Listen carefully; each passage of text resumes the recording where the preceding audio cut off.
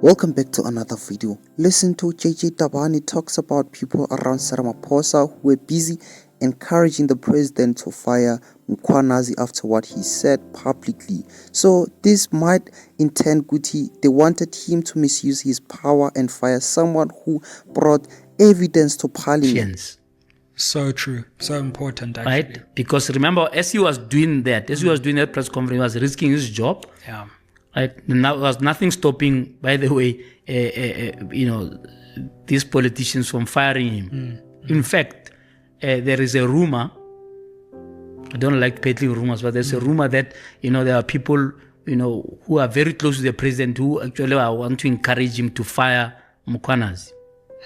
Some are hoping that through this commission, which I can tell you now, in my view, it's unnecessary. Right? Unnecessary. Yeah, it's unnecessary. Okay, we'll get into because that. It's an excuse for inaction, if you think about it. Right? Sure. If you are running an organization, in this case, you are running an executive as the president, and in a sensitive area like state security and so on, Yeah, police. you don't have the luxury of 6 months of twiddling your thumbs. So true. And you have full control over the police as the president as well. Yeah, it's not like Mkhunu can take you to CCMA. What is Sure, CCSMA? Yeah. You can't. CCMA. CCMA. He's behaving that way. Yeah. Right. But in a sense, he's demonstrating an entrapment, or rather, he's demonstrating that he's trapped in the fact that he has a cloud hanging over him. These people have defended him. Yeah. I mean, how do you explain that you went to a conference of the ANC with 6,000 delegates and the matter never even came up, which was in the public arena for months? Sure. And a month before that conference, there was even a judicial committee or parliament, I don't remember what it was called, led by a retired judge saying he has got a case to answer. And 6,000 delegates didn't bother to raise the matter. They came there twice because remember it was, the conference didn't finish. Yeah. And then It got kicked to the next NEC. Yeah. And in all of those iterations, nothing. Yeah. Okay. Yeah. So true. He still remembers that. That strategy. So he can't be fast to act, even if it's glaring in his face. Right? He could have just called MKHWANAZI and said, come here, tell me what the story is. Yeah. MKHWANAZI brings the evidence. He assesses it and says to Mkhunu, sorry, too much heat, step aside. Sure. Yeah. Right? That's the renewal that he promised us. Exactly. And Mkhunu would still be an MP at that point as well. He wouldn't be a minister still. Which is part of the problem, because they think that they could dump all the crooks into parliament. You understand? Mukawan is fired, for misbehaving, but she's good enough for parliament. Yeah, sure. I mean, that's crazy. This is what is a problem in this country, that there are so many double standards everywhere. Everywhere you look, there's a double standard. So true. I mean, Ramaphosa acts decisively with Andrew Whitfield, whatever you think about it. But clearly, he has the power.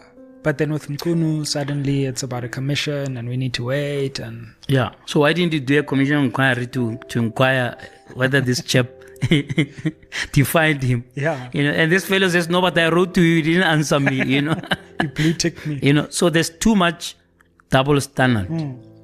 Right? Secondly, this thing is almost like a blackmail setup, right? That's why Gwede is, even after a ridiculous attempt to review the commission, he's still there. Nobody has asked him to go away or to step aside or whatever the case may be. Sure. Mukonyane has not told us about her chickens and whisk. She's not told us what the story is. Nobody. Apparently now she also is taking the matter on review. Right? There's another chap, another deputy minister, Makwetla, I think it is. I don't know. He's no longer a deputy minister now, but he used to be a deputy minister of defense. Okay, he's a minister of defense, right? They installed cameras in his house, and he's still waiting for them to invoice him. That's what he's telling us. It's like the buffalo. Yeah. The buffalo Well, Gwede doesn't know. They install cameras. Doesn't know who installed cameras in his house. So it's all these stories that are taking the public for idiots. Yeah. Yeah. We're supposed to numb ourselves and listen to these stories, right? And the politicians, I don't know whether it would be an exaggeration to say they just laugh. I'm sure when they're in their own little I think they do. room where we are not there, they just laugh to say they think they could actually hold us accountable. They must forget it. Do you think Ramaphosa will be or should be a witness at this commission? Because it would seem to me there are a number of things we need to know from him. Absolutely. You've just preempted the piece that I've put together to run probably next week about why he must come and account. Absolutely. At the commission. He's established a commission. He must go and account as the same commission. Exactly. Right? In fact, the commission would be failing in his duty if they don't call the head of the intelligence. He's the head of intelligence. He decided to put it in his office. Remember, let's all remember. Yeah. Instead of appointing a minister of intelligence, at some point he says, "No, I'll give a minister in my office this responsibility." At some point, in fact, it was right directly under him. Yeah. So obviously, unless he's joking, that Madlanga will have to summon him.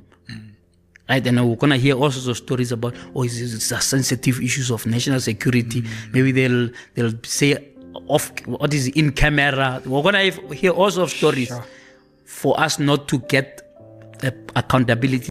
Me personally, I highly agree with what JJ TABANE said. Ramaphosa could have resolved this matter so easily.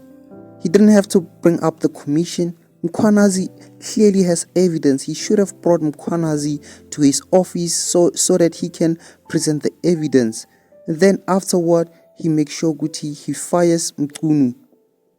Because Mkunu didn't actually, deserve that special leave.